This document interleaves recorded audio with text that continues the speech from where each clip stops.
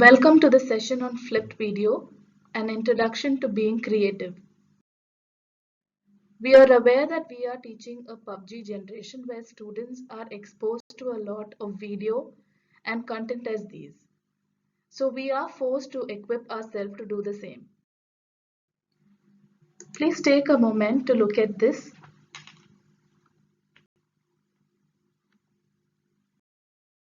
And this. I would like to mention that these two graphical representation has been done only with the use of PowerPoint and no external software has been used in its making. To start with, let's understand the benefits of using these video classes and how it affects students. The first one would be that it engages their sensory experience, meaning they get to see a lot of video interpretation rather than the printed materials that they usually have with books. The second one would be that they can watch this from anywhere, meaning they can watch this at home or while they are traveling. And also they can watch it any number of times. Considering how this benefits the teachers, I would say that the first is that we understand the student's interpretation style in terms of information and we give them the information the way he likes it. We would also be encouraging the student in terms of engaging him in the class, wherein we have a flexibility to pause or skip through the video and have a discussion in class or ask for the student's opinion in any particular area of the video.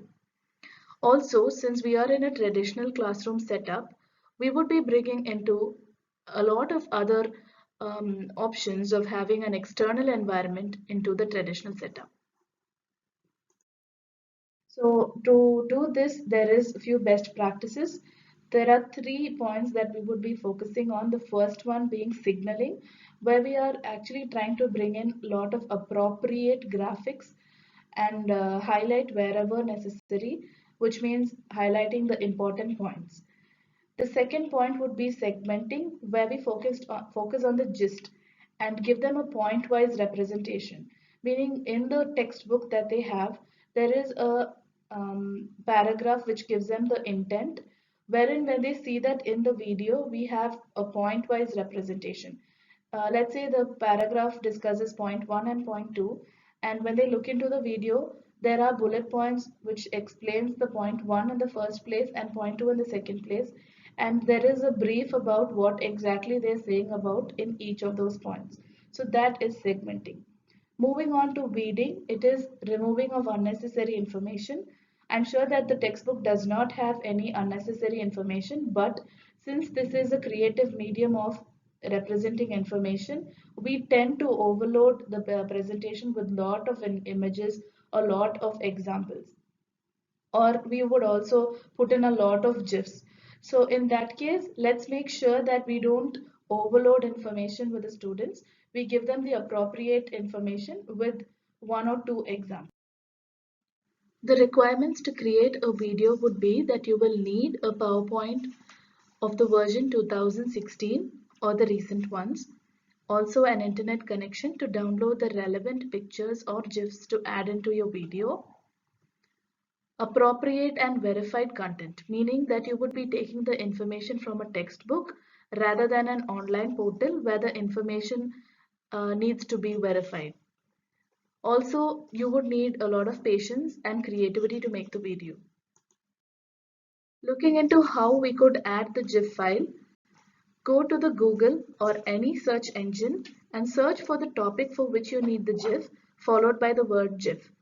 In the image here, I have searched for happy, followed by the word GIF. So the search engine gives me a series of images.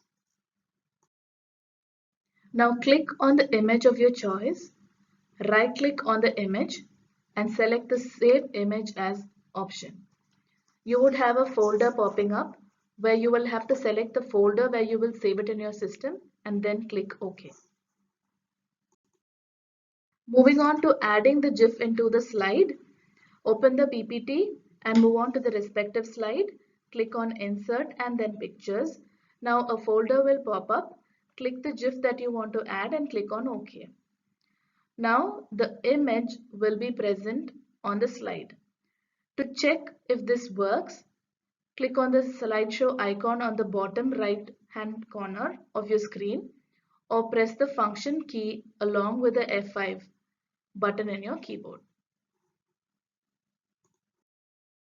Looking into how to create a video, first select the slideshow tab and select the record slideshow option.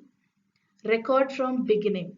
Here you would be recording your audio explanation as well. And since you're starting from the beginning, you would start from the first slide. After you're done with the recording, close the recording and it saves it automatically. Now go to File, Export and Create Video. You would have to select the resolution and the timing of your choice. Click on Create Video. And that's the end of our presentation. Thank you.